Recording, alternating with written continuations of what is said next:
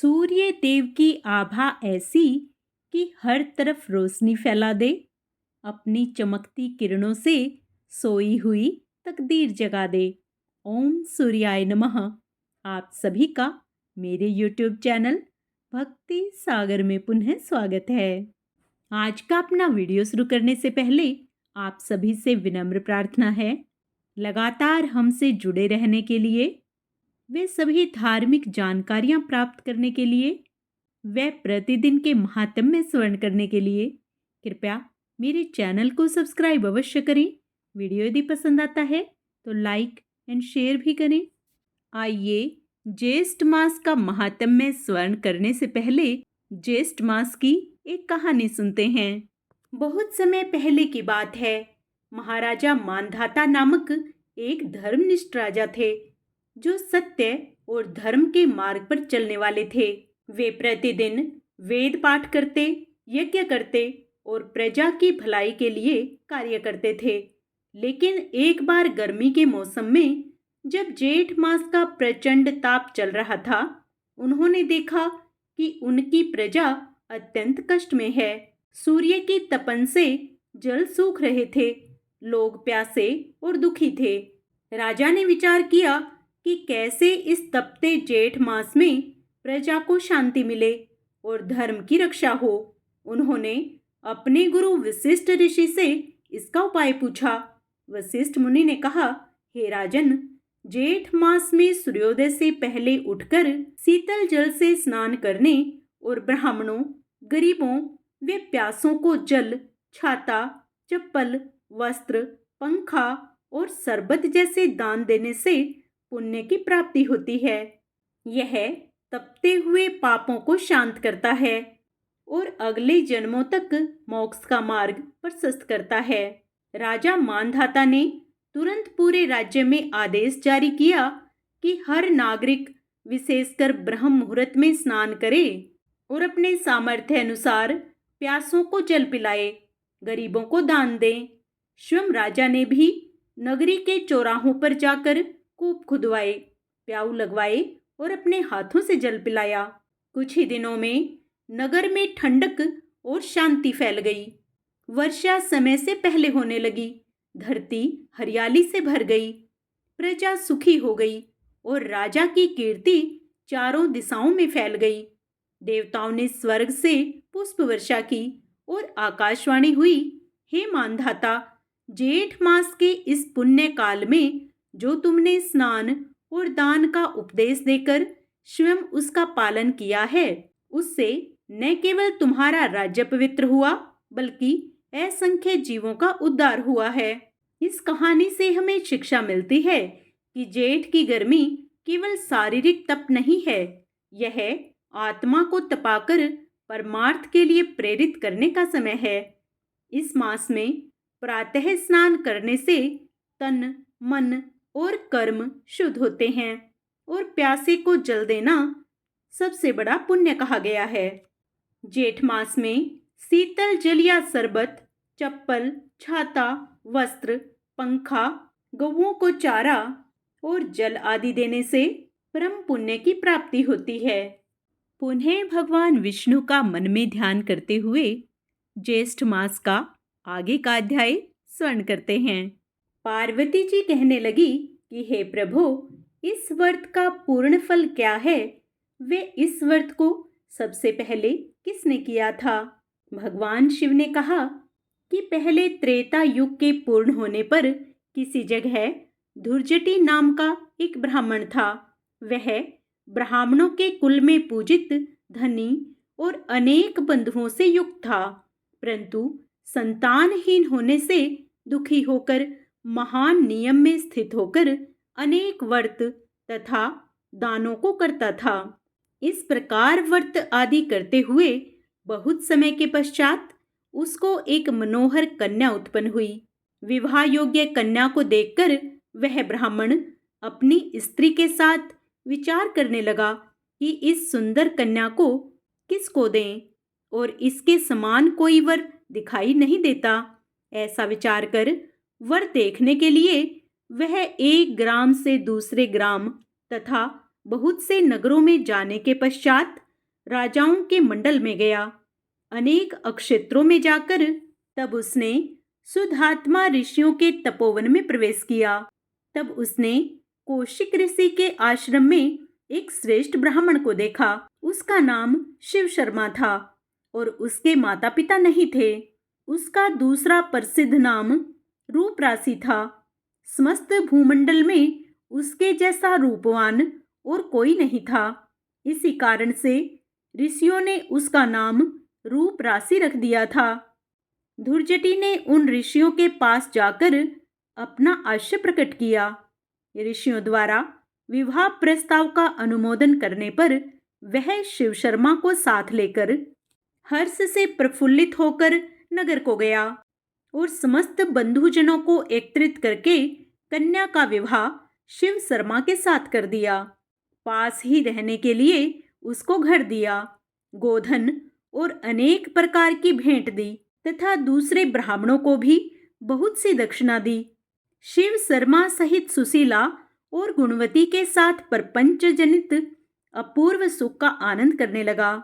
इसके बहुत समय पश्चात काल से प्रेरित वह शिव शर्मा ब्राह्मण समिधा के निमित्त वन को गया और उस वन के एक वृक्ष की छाया में जाकर बैठ गया। उसी समय शिव शर्मा को एक अजगर आकर निगल गया और किसी ने भी इस कार्य को नहीं देखा तथा सूर्य देव भी अस्त हो गए। सूर्यास्त के पश्चात सास ससुर और स्त्री ने सेवकों को साथ लेकर मसाल जलाकर वन के समस्त स्थानों को देखा और सारी रात्रि खोज होती रही तथा सूर्योदय होने पर भी जब शिव शर्मा नहीं मिला तो वे निराश और दुखी होकर अपने घर चले आए। पतिव्रता गुणवती अपने पिता के घर में शोकाकुल होकर रहने लगी और नित्य देवता के पूजन में रत रहती थी।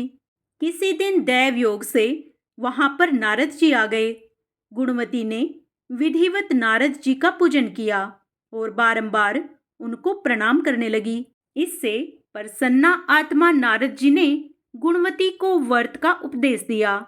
नारद जी कहने लगे कि हे भद्रे, तुम ज्येष्ठ मास में पवित्र रंभा व्रत को करो और विधान भक्ति स्वरूप देव का पूजन करो तथा हे अनघे, अनन्य मन से जीवन पर्यंत इस व्रत को करो। हे ब्राह्मण, नारद जी बोले कि तुम इस व्रत के प्रभाव से विष्णु भगवान को पति रूप में पाकर स्थायी पद को प्राप्त होगी। इस प्रकार नारद जी के उपदेश से वनवासिनी गुणवती ने केदली वन लगाया और नारद जी के कथनानुसार समस्त कर्म को किया और इस प्रकार बहुत सा समय बीत जाने पर वह वृद्धावस्था को प्राप्त हो गई तथा उसी वन में मृत्यु होने पर विमान में बैठकर स्वर्ग को गई। जन्मांतर में उस व्रत की पुण्य राशि से भगवान विष्णु की वल्लभा तुलसी हुई। विष्णु भगवान को तुलसी से अधिक और कोई वस्तु प्रिय नहीं। हे ब्राह्मणों, इसी व्रत को श्री शिवजी की आज्ञा से पार्वती जी ने किया और इसी व्रत के प्रभाव से पार्वती जी भगवान शिवजी को अति प्रिय हुई। श्री स्कंद जी से इस ज्येष्ठ मास के श्रेष्ठ महात्म्य को सुनकर प्रसन्न होकर ब्रह्म ऋषियों ने पुष्पों की माला तथा भूषणों से श्री स्कंद जी का पूजन किया, जो स्कंद जी पार्वती के आनंद कंद और 6 मुखों को धारण करने वाले हैं। ज्येष्ठ मास महात्म्य रंभा व्रत महात्म्य 6वां अध्याय समाप्त होता है। आगे का अध्याय हम अपने कल के वीडियो में करेंगे। पूर्ण पुण्य लाभ प्राप्त करने के लिए आप उसे भी अवश्य श्रवण करें। जय श्री हरि। ज्येष्ठ मास में सूर्य उपासना का विशेष महत्व है। आइए इसी श्रृंखला में हम सूर्य चालीसा का पाठ करते हैं। श्री रवि हरत हो घोरतम, अगिनत किरण पसारी, वंदन करूं तव चरणन में, अर्ध देऊं जलधारी। सकल सृष्टि के स्वामी हो, सचराचर के नाथ, निस्दिन होत तुमसे ही, होवत संध्या प्रभात। जय भगवान सूर्य तमहारी, जय खगेश दिनकर शुभकारी, तुम हो सृष्टि के नेत्र स्वरूपा, त्रिगुणधारी त्रैवेद स्वरूपा। तुम ही करता पालक संहारक, भुवन चतुर्दश के संचालक। सुंदर बदन चतुर्भुजधारी, रश्मि रथी तुम गगन विहारी। चक्र शंख और श्वेत कमल धर, वर मुद्रा सोहत चोटे कर। शीस मुकुट कुंडल गल माला, चारु तिलक तब भाल विशाला। सप्त अश्वरथ अति द्रुतगामी, अरुण साथी गति अविरामी।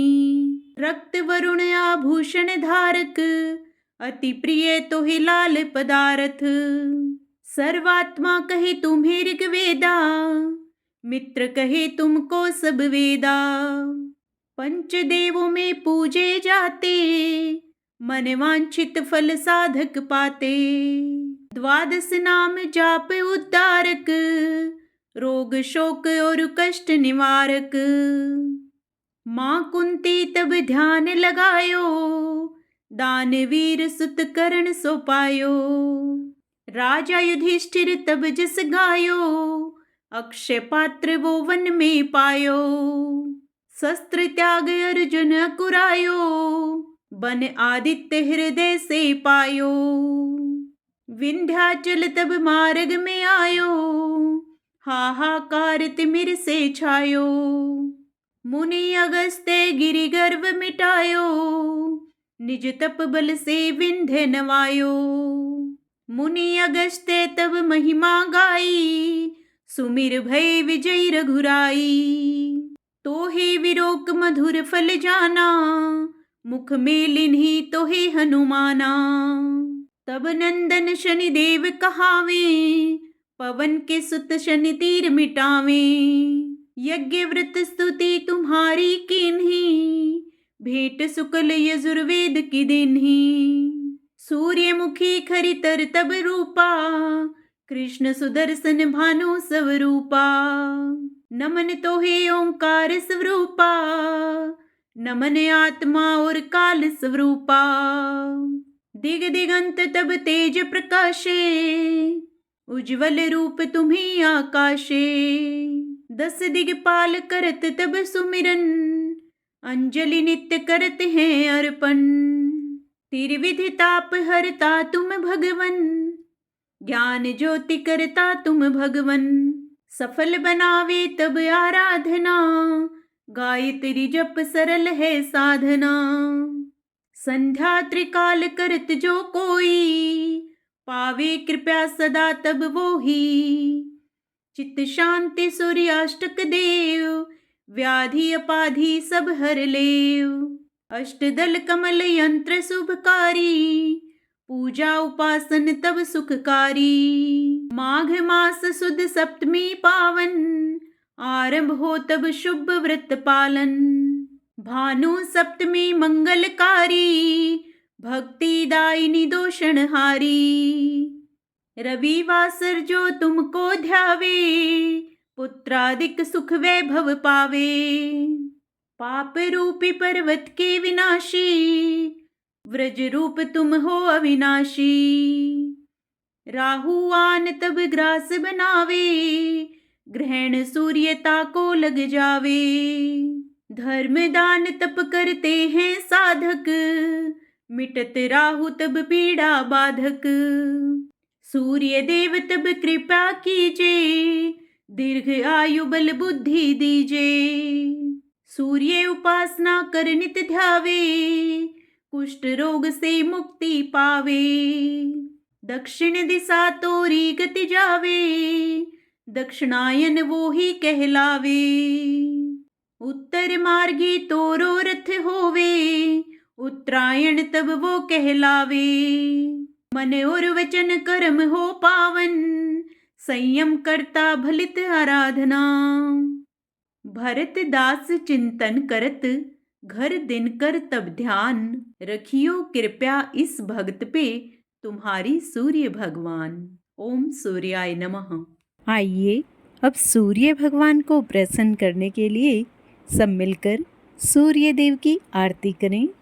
ओम जय सूर्य भगवान, जय हो दिनकर भगवान। जगत के नेत्र स्वरूपा, तुम हो त्रिगुण स्वरूपा। धरत सब ही तव ध्यान। ओम जय सूर्य भगवान। सारथी अरुण है प्रभु, तुम श्वेत कमलधारी। तुम चार भुजाधारी, अश्व है सात तुम्हारे। कोटि किरण पसारी, तुम हो देव महान। ओम जय सूर्य भगवान। उषा काल में जब तुम उदया चले आते, सब तव दर्शन पाते। फैलाते उजियारा, जागता तव जग सारा। करें सब तव गुणगान। ओम जय सूर्य भगवान। संध्या में भुवनेश्वर अस्ताचल जाते, गोधन तब घर आते। गोधूलि बेला में हर घर हर आंगन में हो तब महिमा गान। ओम जय सूर्य भगवान। देव दनुज नर नारी, ऋषि मुनिवर भजते। आदित्य हृदय जपते, स्तोत्र ये मंगलकारी। इसकी है रचना न्यारी, दे नव जीवन दान। ओम जय सूर्य भगवान। तुम हो त्रिकाल रचयिता, तुम जग के आधार। महिमा तव अपरंपार, प्राणों का सिंचन करके भक्तों को अपने देते। बल बुद्धि और ज्ञान। ओम जय सूर्य भगवान। भूचर जलचर खेचर, सबके हो प्राण तुम्ही। सब जीवों के प्राण तुम्ही। वेद पुराण बखाने, धर्म सभी तुम्हें माने। तुम ही सर्वशक्तिमान। ओम जय सूर्य भगवान। पूजन करती दिशाएं, पूजे दस दिगपाल। तुम भुवनों के प्रतिपाल। ऋतुएं तुम्हारी दासी, तुम शाश्वत अविनाशी। शुभकारी अंशुमान। ओम जय सूर्य भगवान। ओम जय सूर्य भगवान। जय हो दिनकर भगवान। जगत के नेत्र स्वरूपा, तुम हो त्रिगुण स्वरूपा। धरत सब ही तव ध्यान। ओम जय सूर्य भगवान। ओम जय सूर्य भगवान। सूर्य भगवान की जय। ओम सूर्याय नमः।